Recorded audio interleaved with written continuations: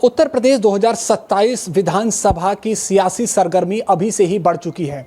इसी बीच कांग्रेस प्रदेश अध्यक्ष अजय राय के एक बयान की चर्चा पूरे प्रदेश में है। दरअसल वाराणसी के पिंडरा विधानसभा में कार्यक्रम आयोजित किया जा रहा था, जिस दौरान मंच से संबोधित करते हुए अजय राय ने बड़ा बयान दिया। उन्होंने कहा है कि अगर 2027 में वहां की जनता उन्हें जीत दिलाती है तो वह प्रधानमंत्री नरेंद्र मोदी को 2029 तक वापस लौटा देंगे, और ऐसा वो नहीं कर पाते हैं तो राजनीति से संन्यास लेने का भी दावा उन्होंने किया है। इसी पर बातचीत के लिए हमारे साथ बीजेपी प्रदेश प्रवक्ता और एमएलसी धर्मेंद्र राय जी हैं। हम उनसे बात करेंगे। इस बयान को कैसे देखते हैं धर्मेंद्र जी?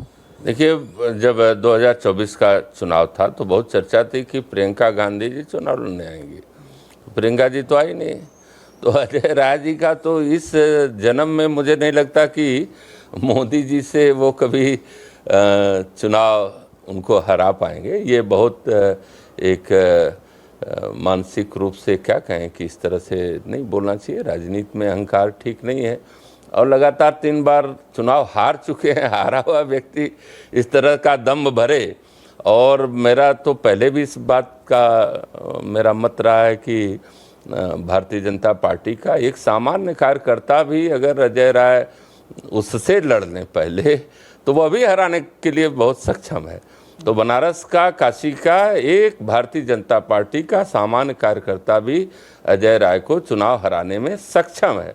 और मोदी जी कहाँ सूरज को दीपक दिखाना, बार बार इस बात को वो बोलते हैं अपने को चर्चा में रखने के लिए। मोदी जी पर जब खड़गे और राहुल गांधी नहीं बोल सकते, सारी दुनिया थू थू करती है, तो इनके बयान को बहुत हल्के में इस तरह से बोलते जाते हैं, और ये उचित नहीं है। मोदी जी हमारे सर्वमान्य नेता हैं। भारतीय जनता पार्टी नहीं, पूरे काशी और देश के जन जन के हृदय में उनका स्थान है। और मोदी जी पर अशोभनीय बातें जब भी होती हैं बहुत पीड़ादायक होती हैं। इससे वो उनकी स्वतः गरिमा घटती है। और जिस समाज से आते हैं, बुमियार समाज से, बुमियारों ने देखा, बुमियारों ने 80% वोट इसी 24 के चुनाव में आदरणीय मोदी जी के लिए किया। जो जिसका अपने समाज में कोई पहचान नहीं हो, आप एक एक बूथ निकाल लीजिए। मेरा चैलेंज है कि पूरे वाराणसी में 5 विधानसभा है, 5 में अजय राय हारे हैं। और जहां भूमिहार बहुल, ब्राह्मण बहुल इलाका रहा है, वहां भी उनको कोई पूछने वाला नहीं था। 80% जनता मोदी जी के साथ है। तो किस बात का दम भरते हैं कि मैं हरा दूंगा? जिस पिंडरा विधानसभा में वो 2 बार विधानसभा चुनाव हार गए हैं, और वहाँ चुनौती देते हैं। तो अभी जो वर्तमान विधायक हैं डॉक्टर अवधेश सिंह जी, मैं कहता हूं कि अगर उन्हें फिर मौका मिला तो फिर अजय राय हारेंगे। और ये लगातार उनके हारने का रिकॉर्ड बन रहा है। वो पता नहीं कैसे राजनीति करते हैं, राजनीति को किस नजरिया से वो देखते हैं, ये तो हम लोग से परे। आप कह रहे हैं हारने का रिकॉर्ड, और निश्चित ही 2 लोकसभा 3 परिणामों की बात कर ले भी थे तो उसमें उनकी हार हुई है। लेकिन एक बात का जिक्र वो लगातार हर मंच से करते हैं कि उन्होंने 6 से 7 राउंड प्रधानमंत्री नरेंद्र मोदी को पीछे किया। ये उनके लिए बड़ी बात है, क्योंकि वो एक आम कार्यकर्ता हैं और प्रधानमंत्री इतने बड़े कद के नेता हैं, उनको उन्होंने 7 राउंड पीछे कर दिया। देखिए, ये राजनीतिक नासमझी का एक बयान है। ये 5 विधानसभा वाराणसी में है। शहर की 3 सीटें हैं, वाराणसी उत्तरी, वाराणसी दक्षिणी और वाराणसी कैंट। और देहात की 2 सीटें हैं, रोनिया और सेवापुरी। बात यह है कि थोड़े वोट जहां एक खास वर्ग रहता है, जो भारतीय जनता पार्टी को अभी भी कुल करने के बावजूद थोड़ा परहेज रखता है, तो जब ईवीएम खुलता है तो स्वाभाविक है कि वहाँ के बूथ का थोड़ा सा परसेंटेज बढ़ जाता है।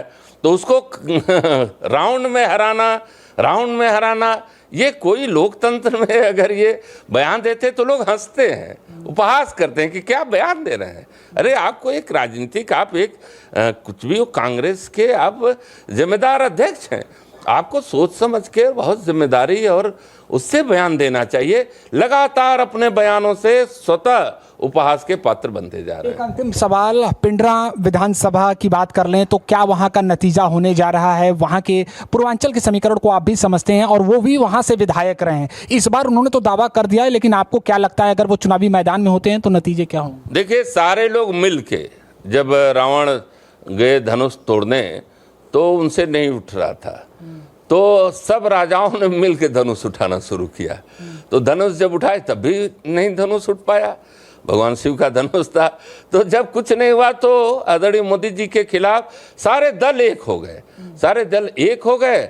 तो उन्होंने मिल करके भी चुनाव, एक बार सपा और बसपा का गठबंधन हो चुका है, एक बार कांग्रेस सपा का गठबंधन हो चुका है। क्या हुआ, परिणाम क्या है? उत्तर प्रदेश में इन्होंने एक षड्यंत्र के तहत ये दिखाया कि 8,500 रुपया खटाखट वो जाएगा। थोड़ी भोली भाली जनता वो थोड़ा सा दिग्भ्रमित हो गई, कुछ वोट हमारे घट गए, कुछ वोट उनके बढ़ गए। उन्होंने कहा कि संविधान बदल देंगे मोदी जी, ये करेंगे, तमाम तरह के झूठ उन्होंने फैलाए। थोड़ा सा उनको तो उससे इस तरह का मस्त हो जाना, ये कोई राजनीति नहीं है। मैं कह रहा हूं कि उत्तर प्रदेश में जब भी चुनाव होगा 2027 में, भारतीय जनता पार्टी के नेतृत्व में जो सरकार हमारी आज काम कर रही है, पूज्य योगी जी के नेतृत्व में, सर्वत्र कानून व्यवस्था से लेकर विकास का, जो चतुर्थिक विकास का आज उत्तर प्रदेश एक मॉडल बना हुआ है। खासकर काशी पूर्वी भारत का गेटवे बना हुआ है। आज चारों तरफ सड़कें हों, आप देख सकते हैं, रेलवे का विकास है, जहाज़ों की रफ्तार है, सब जगह विकास है। और इसको कौन नहीं चाहेगा कि उत्तर प्रदेश में फिर से सरकार आए। तो देखना होगा कि 2027 का चुनावी परिणाम क्या होता है, लेकिन निश्चित ही सियासी दलों के बीच जो सियासी तलवारें हैं वो अभी से ही खिंच चुकी हैं।